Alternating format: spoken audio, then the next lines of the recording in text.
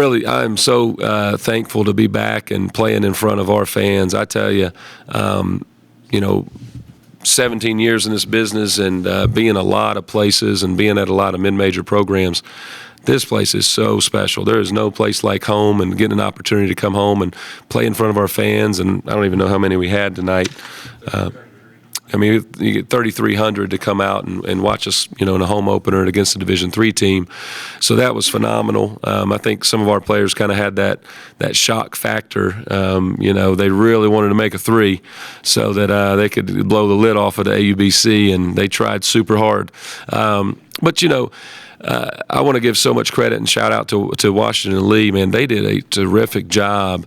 They moved the ball, and their coaching staff did a great job. Their kids played with supreme confidence, and that's hard to do. And obviously they were overmatched physically, but they scrapped and they fought, and they gave themselves a chance to be in this game here tonight. But I'm proud of our guys too. I told them after the game, I said, hey, look, I may not sound like it or look like it, but I'm happy we won. I've been through bad seasons before, and these wins are hard to come by. Now let's talk about the bad. And we got to guard better, and credit to them. They would switch everything, not leave the three-point line. There was just an immense amount of open three-pointers that are way more open than we're going to give ourselves in practice every day. And it's just a mentality when you don't see the ball go in, that it can mess with you just a little bit. But to our guys' credit, second half, only took 6 threes. They were all good inside-out threes that we drove, posted it, and they made the adjustments that we asked them to do. But we've certainly got to take a little bit more pride defensively than we did tonight. I know it is insanely early, but Akron, in your first game, you come back home. How do you evaluate those 2 games in the sense of maybe improvements or maybe dropping down a little bit from the Akron perspective now into this one? Yeah, I tell these guys when they get here, this is like one of my opening comments to them when we get them together as a team is, when you're at James Madison, you get everybody's best, right? And when you play in the MAC Challenge, you're on the road at Akron, and they're coming off a 28-win season. They're picked to win their league just like us. Yeah, everybody's going to give each other their best, right? Like, it's just known. And but when you come home and you play a Division III team, we say, hey, like, you're going to get this team's best. And our guys, sometimes, it's a test of their maturity. And I'm not saying we're an immature group, but we don't have guys that have been at James Madison. We don't have guys that have been in a program like James Madison that they know what it's like to get everybody's best. So the version that we show the players on film that they see on the scores and the records is not the version that's going to walk in here tonight or any night. They're going to be better, and they're going to play above their level, and that's what we got to get our guys to understand. And tonight was a part of that process for us to, be on the right track to fully understand that and do a better job with it moving forward. Coach, in a game like this against a Division III, the expectations are to blow them out. But sure. To have a blowout versus a game where they were in it, yeah. late, is that better for your program at this stage, given the fact that you've got all these new faces? I think so. Yeah, I think, and it gets our guys' attention a little bit better, right?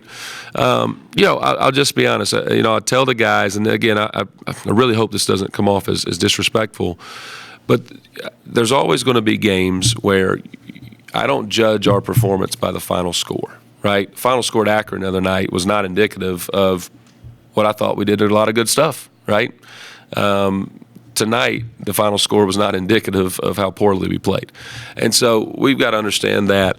And in some ways, yeah, I think it helps us get our attention a little bit more. It lets the guys understand that it is a razor-thin margin, right? These mistakes, they compound, they add up, and moving forward, there's not another – every team's a Division I team moving forward, and they will make you pay for those mistakes more than this team was able to do tonight. So in a lot of ways, yeah, it's more valuable. Missing the three-pointers early in the game, were those the kind of shots you were wanting to get? Were they coming? Absolutely. Yeah, without a doubt. We play on Sunday or any other game, we'll take those all day. Right? We're a really good shooting team. We're going to put, 4 guys out on the court that can shoot the rock, and it's something about you're a little more open and you're a little more excited, and the ball doesn't go in, and it's everybody was just wanting. I think the guys really just wanted to hear what the crowd would do when they hit a three.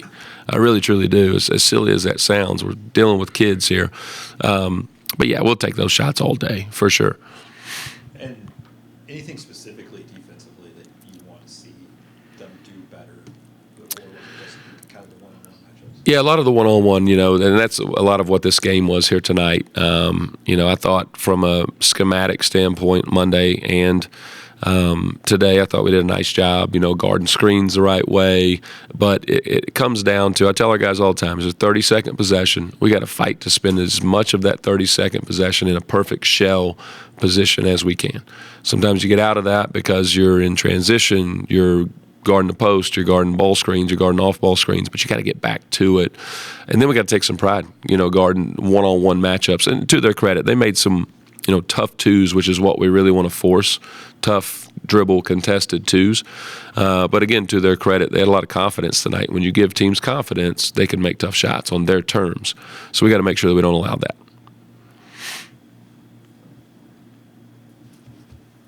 And for Washington, Leo's Ryan Amorosi and Newkirk, they combined for like 30 of the 56. I mean, just talk about how your forwards kind of matched up with them, what they were doing to have success out there. I tell you, we talked about those two guys and showed them film, and those guys can play. They're good, They take you off the bounce, they rebound, they flip their hips, they get into what we call Brunson's dribble post ups, and they make tough twos.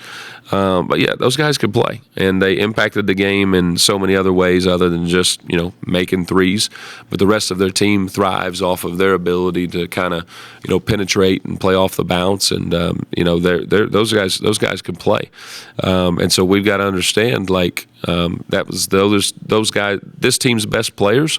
We got to do a better job of playing scout and taking more pride if that's your matchup to win your one-on-one matchup, and not let somebody else's best players come in here and have big nights like that. Yeah, well, in terms of defense, what do you think? Do you think the post or perimeter defense for JMU is which one do you think is stronger through two games? I would say our post defense, yeah. We haven't been tested too much in it, right? I think we can probably do a good job guarding one-on-one, not requiring a ton of help in our post defense. And so I think with our perimeter defense, we've got to do a better job, right? Our closeout's got to be better. Our gap's got to be tighter. We've got to just play with a little more juice, a little more energy, and, a little more ball pressure to, help with all those things. As a former NAI player yourself, how has it been for you to coach a player like Gabe Newhoff, who came from NAIA, and see him have a successful night tonight like he did on offense? It's awesome. I got to say this. You didn't tell me this. So the other day when I watched the Akron game, they said I was an NAIA All-American just like Gabe, right? Let's run with that. Let's go with that. All right, we're going to keep telling everybody that. But I was not an NAIA All-American at all. It's awesome, right? And Gabe's the third NAIA All-American that we've had come and play for us that's at that position. We had Alex Gross, we had Riley Minix, who's with the Spurs now, and now Gabe. And so it's really good. And I would say this, and you guys probably got a little taste of it with the interview with him. Man, he's a polished guy, isn't he?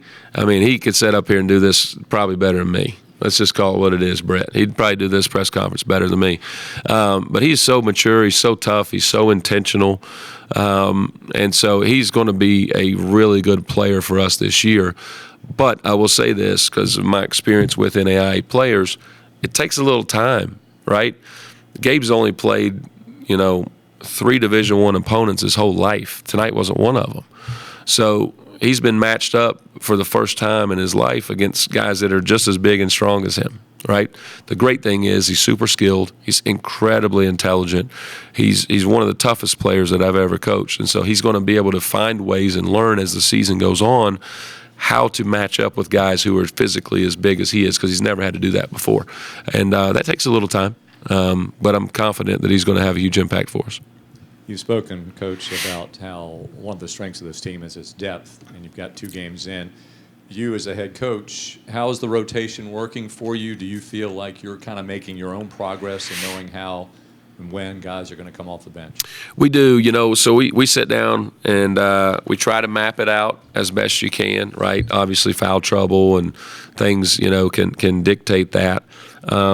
But I think, we've got a plethora of guards at the 2 and the 3. We got a couple guys that are versatile enough, like Eddie, who could, go from the 3 to the 4. And then, we got a stable full of bigs that we can just rotate in and out. And so we're going to be really good when our bigs are out there and fresh and they're playing harder than the other team. Right. And so that's what we'd like to see is, hey, we're probably going to get you in for 2 minutes and we're going to get another guy right in and rotate you in and out because they impact the game on both sides of the ball so much, right? Rim running in transition, going to the offensive glass, setting great screens, putting pressure on the hoop, posting the ball, obviously, and then, being impactful on the defensive end. So when they wear down, we lose a lot of that. So keeping them fresh. And, man, they're all doing a great job. They're all playing as hard as they can when they're out there. And then our 2 point guards are doing a nice job keeping those guys fresh because we need them to play fast. We need them to play hard. And so when we keep them out there too long, it's hard for them to be able to do that. But they're really embracing and buying into it. Like, let me go out there and play 2-3 minutes as hard as I can. We'll get a quick break, and we'll go right back in. So they're embracing that, and I think that is going to be a strength for us.